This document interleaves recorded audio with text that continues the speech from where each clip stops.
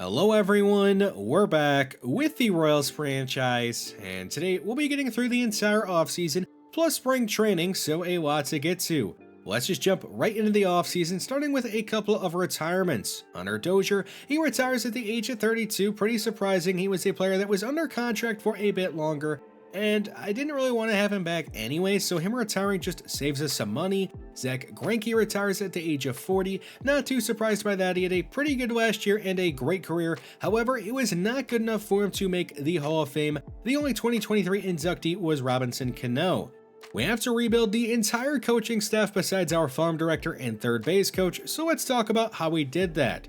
The new hitting coach is Andy Haynes. He was with the Pirates last year. As their hitting coach, he'll give us some power and some other stuff. At manager, we have hired Mark Pryor, who was with the Dodgers last year as their pitching coach. He'll give us some arm accuracy and contact. At pitching coach, we now have Mike Maddox, who was with the Rangers and Cardinals before that at the same position.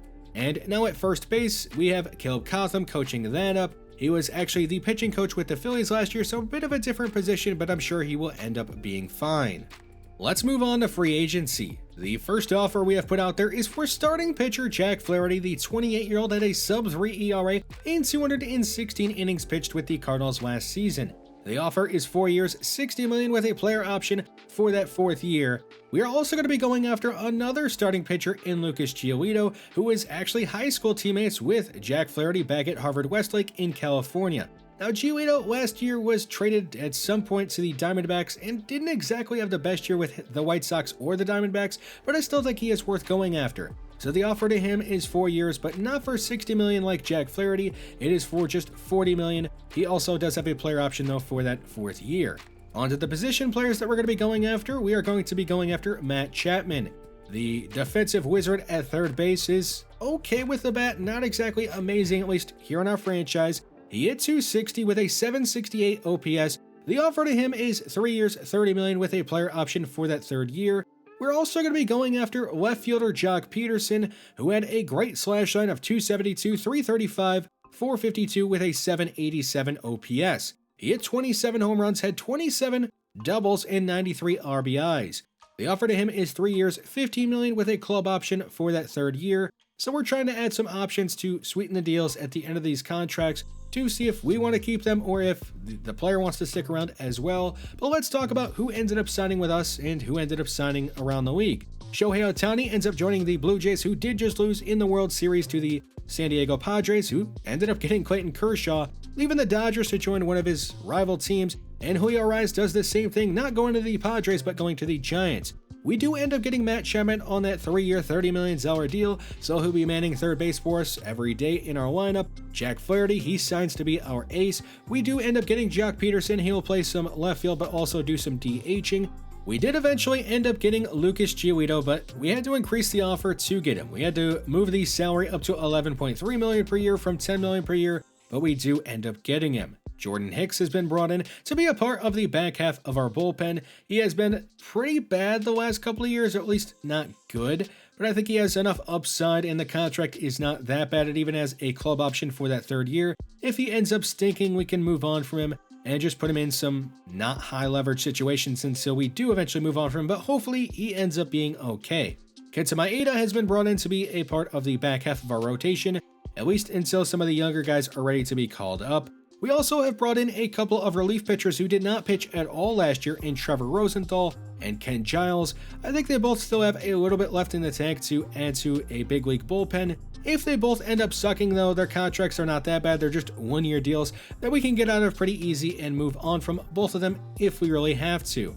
But yeah, those are all the top free agents we ended up going after. We did end up going after some other interesting guys. Connor Joe was somebody who had a crazy year last year. He has a connection to our hitting coach that we just brought in Andy Haynes, who was with the Pirates last year. So we bring over Connor Joe, who had a great year last year with the Pirates, and I think can actually be a big part of the team this next year and in the future, playing a couple of different positions. Hopefully he can really add to this team.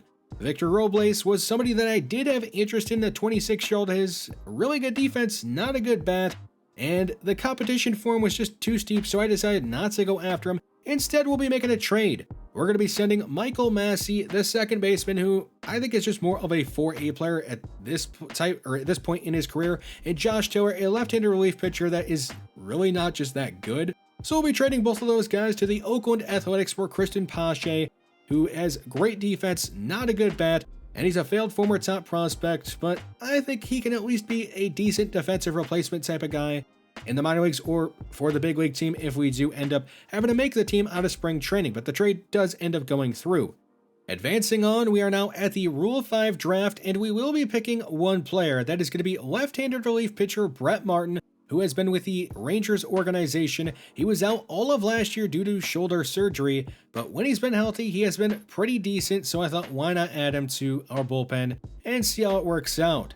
We have advanced on to December 25th, and you can see there is still one really interesting free agent available at the top of the list. That is Josh Hader, and we are going to be going after him. We'll offer him a 4-year deal for $50 million to come and be our closer. He is also getting a player option for that 4th year. I mean, how could we not go after him? He's just sitting there on December 25th, and we do end up getting him and making a big splash pretty late in free agency. He hasn't been great the last couple of years, but I'm banking on him returning to form like he was back in 2021, or at least closer to what he was before that, and like he has not been the last couple of years. Some more interesting free agents we went after. One is Seth Beer. He could play some first base, also do some DHing and play some corner outfield. He is a former first-round pick by the Astros back in the day out of Clemson. We also add Leonardo Rivas, a utility man just 26 years old. Travis Swaggerty, coming over from the Pirates organization, adding another bat that came from there who can work with the hitting coach that he worked with last year and hopefully find some success with us. Jonas Walters, a right fielder who has a potential at 24 years old. He was just chilling out there in free agency, so I thought why not add him and have him be a good depth minor league option for us. Dan Harrington, a knuckleball starting pitcher. Only see potential, but how could I not add the knuckleballer that I found in free agency? We'll see how he turns out at AAA. And the last interesting guy we added in free agency is Jack Mejia, an 18-year-old relief pitcher who doesn't have high potential, but he's already got some decent ratings. That is going to be all for the offseason moves. We have done a pretty good job, I would say, of building a team around Salvador Perez that has a chance to contend now, while also not destroying our future and still having a lot of young guys that are going to develop, hopefully, and be a good core to have in the future. But now we can move on to the spring training portion of the episode and talk about all the battles we had going on in spring training. Jonathan Bullen, he was trying to earn a starting spot in the rotation. He had a great year last year at AAA and in the big leagues, but unfortunately, he just didn't do enough in spring training. He had a 5.77 ERA and a 2.05 WHIP in 13 2/3 innings pitched. He walked 12 guys, just not good enough to be in the rotation. He will, however, be in our bullpen as a long reliever. Asa Lacy is the exact opposite. He had a very bad end of the year at the big league level, but had a great spring training. In 17 1/3 innings pitched, he struck out 19, had only 5 walks, had a 3.63 ERA and a 1.04 WHIP, so he did enough to earn himself a spot in the starting rotation. In the bullpen, we had a lot of battles going on here, and Danny Meredith is a guy that I really wanted to start the year at the big league level. He had a great year at AAA last year, but he just was really bad in spring training. Had a 9 ERA and a 2 WHIP. He did strike out 12 guys in 11 innings pitched, and is somebody that is going to make his big league debut at some point this year, or at least I would like him to. If he pitches decent at all at AAA and we have a spot available, we will call him up and give him a chance. Josh Stalmans, I wanted him to also begin the year at the big league level, but he was bad as well. Had a 5.06 ERA and a 1.69 WHIP, and just gave up a lot of home runs, so he is going to be at AAA. And the last guy to earn the bullpen spot was Mark Leiter Jr. In 15 2/3 innings pitched, he had a 1.72 ERA and a 1.02 WHIP, so extremely good, and he will be in the bullpen. Vinny Pasquantino and Nick Pratto were battling it out for the everyday job at first base, and if the two were close statistically, I was going to give the job to Nick Pratto. However, they were not very close. Nick Pratto in spring training hit 180 with a 541 OPS, so extremely disappointing. He is going to begin the year as more of a bench guy, but he will be on the big league team. Vinny Pasquantino, on the other hand, He hit .467 with a .548 OBP, a .700 slugging, and a .1200 OPS, so he definitely earned the everyday job, at least to begin the year. We'll see what happens when the regular season starts, though. At second base, it is a battle between Nick Madrigal, Nicky Lopez, and Ezekiel Duran. Nick Madrigal in spring training hit .294, had a .339 OBP, and a .751 OPS, so he hit pretty decent, and he is going to be splitting time at second base with one of these two other players, and that other player is going to be Nicky Lopez. Now Lopez, he didn't hit well in spring training, hitting just .250 with a .643 OPS, but he is coming off of that torn ACL, and he plays elite defense, and I figured he'd be a better backup at shortstop and third base than Ezekiel Duran. Now Duran, he is the youngest of the three, so it made the most sense to send him down to AAA and have him work on some things and hopefully develop some better ratings. He did hit pretty well in spring training. He hit .316, had a .910 OPS, so he did even show some power, but I think it's for the best that we put him down at AAA to begin the year. I'm sure he will be up at some point this year because of an injury or because somebody is just not playing too well, so we'll see him at some point.